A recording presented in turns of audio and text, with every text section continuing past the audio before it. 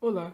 No vídeo de hoje produziremos ácido sulfúrico concentrado a partir da eletrólise aquosa do sulfato de cobre.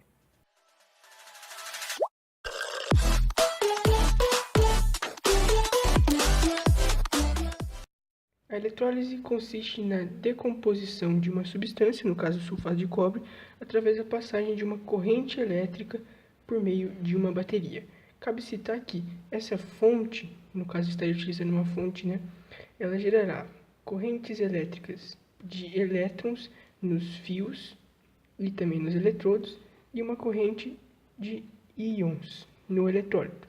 O eletrólito, no caso, é a nossa solução de sulfato de cobre. Existem dois terminais a ser postos na solução para que ocorra a eletrólise.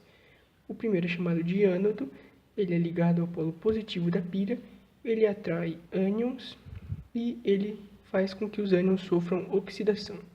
E o segundo é o cátodo, ele é ligado ao polo negativo da pilha, ele atrai cátions e faz com que eles sofram redução.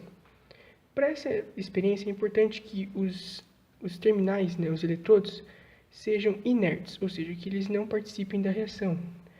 No caso, eu estaria utilizando de grafite e fio de cobre, mas platina funciona, os dois de grafite também devem funcionar, mas eu estaria utilizando para o ânodo grafite e para o cátodo fio de cobre. Bom, existem muitos íons nessa solução, como vocês podem ver aqui, destacados. Os primeiros, o cobre 2+, e o sulfato 2-, decorrem da dissolução do sulfato de cobre na água. E o OH- e o H- decorrem da autoionização da água, que libera o H3O+, e o OH-. O H3O+, é a mesma coisa que o H+. Bom, se os eletrodos forem inertes, como eu falei, acontecerá duas reações, uma no cátodo e uma no ânodo. No cátodo, ocorrerá a redução do cobre, ocorrendo a deposição no cátodo de cobre metálico, e no ânodo acontecerá a oxidação do OH-, gerando oxigênio.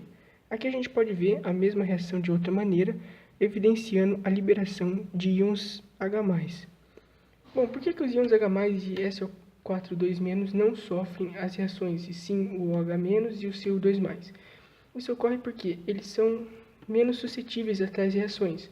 No caso, o OH- é mais suscetível que o SO4 a se oxidar. E o CO2+, é mais suscetível ao H+, para reduzir.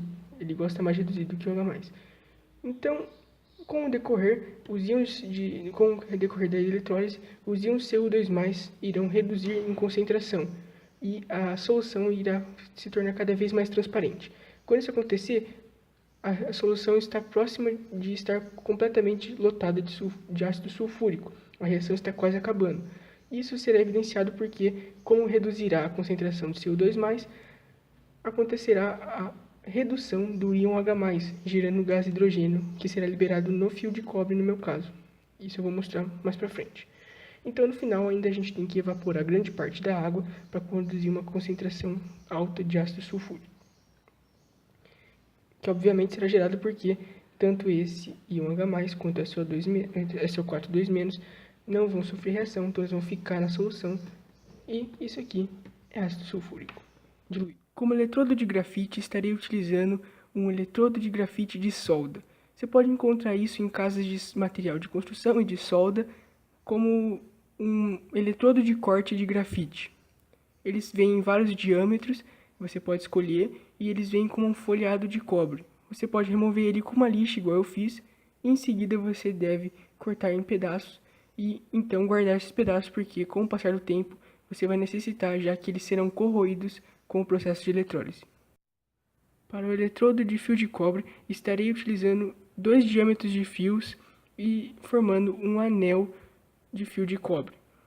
Em seguida, estarei amarrando um fio de cobre encapado nesse anel para poder sair da solução e conectar na bateria. Faça uma solução saturada de sulfato de cobre. Quanto mais forte sua solução, melhor. Para isso, eu recomendo que você esquente a água antes de dissolver o sal, porque ele é mais difícil de se dissolver à temperatura ambiente. Mexa bem a solução até garantir que todo o sulfato de cobre foi dissolvido. Primeiro, conecte o eletrodo de grafite ao polo positivo da bateria e, em seguida, conecte o fio de cobre ao polo negativo da bateria. Eu estarei utilizando uma fonte de 13 volts, mas o ideal é utilizar uma fonte variável para regular a tensão. Posicione o eletrodo de cobre no fundo do becker e o de carbono em cima, encostando na solução. Eu não consegui colocar o eletrodo de cobre muito embaixo por causa que minha fonte acusava curto-circuito, por ser muito forte. Com o passar do tempo, você vai perceber que o processo de eletrólise deixará a solução totalmente preta. Isso porque o eletrodo de grafite, como já foi dito, vai corroer em pequenos pedaços. Isso pode ser resolvido facilmente com uma filtração, mas deixe correr e você vai estar buscando uma solução totalmente transparente. Com o passar do tempo, ocorrerá a deposição de cobre no fio de cobre, que é o nosso cátodo, como já foi previsto na explicação. O mais interessante é a forma como o cobre é depositado. Ele não vai simplesmente formando bolotinhas que vai caindo, ele vai formando uma estrutura bem firme e você pode até no final remover o seu cátodo e vai formar a estrutura mesmo. E ele é tão puro que a partir do momento que você removeu ele da solução e expôs ao ar livre, ele vai oxidar para formar um óxido de cobre que vai ser marcado pela coloração bem escura que vai se formar a partir do momento que você removeu ele da solução. A partir do momento que o eletrodo de cobre começar a borbulhar, significa, como já foi dito na explicação, que está sendo liberado o gás hidrogênio, ou seja, a concentração de íons de cobre é muito baixa, logo a reação está chegando ao final. Nesse ponto você deve filtrar a solução. Se ela estiver totalmente transparente, passe para o próximo passo, a concentração. Se ele estiver levemente azulado, então você deve continuar a eletrólise até que ela se torne totalmente transparente. Para concentrar o ácido sulfúrico, você deve ter muito cuidado. Essa é uma parte mais importante e também mais difícil, por causa que envolve ácido e alta temperatura. Logo, use equipamento de segurança e faça isso fora de casa em local bem ventilado ou com uma capela de exaustão de gases. A ebulição acontece de maneira bem interessante. Isso porque a solução estará a uma temperatura muito superior à de ebulição da água. Logo, a água vai estar superaquecida e acontecerá borbulhamentos repentinos.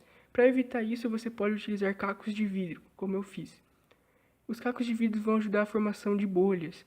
Isso vai fazer com que não espirre. A primeira vez que eu fiz, eu não utilizei cacos de vidro e o resultado foi o meu forninho totalmente corroído pelo ácido, como pode ser observado. Então eu recomendo que você use cacos de vidro na concentração do ácido. Conforme o nível de água for abaixando, a sua solução se tornará cada vez mais concentrada.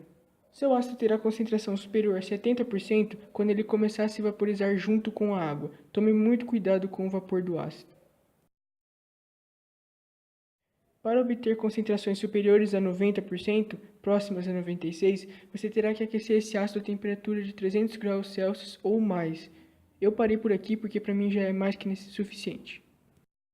Observe que meu ácido sulfúrico não está completamente livre de impurezas. Existem sim contaminações do meu ácido, como pode ser observado pela coloração levemente esverdeada.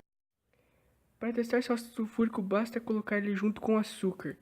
O ácido sulfúrico desidratará o açúcar formando carbono, que é preto, como observado no vídeo. Outra maneira de testar seu ácido sulfúrico é de colocar um pouco sobre papel toalha. Ele será corroído, formando furos bem interessantes em cima dele.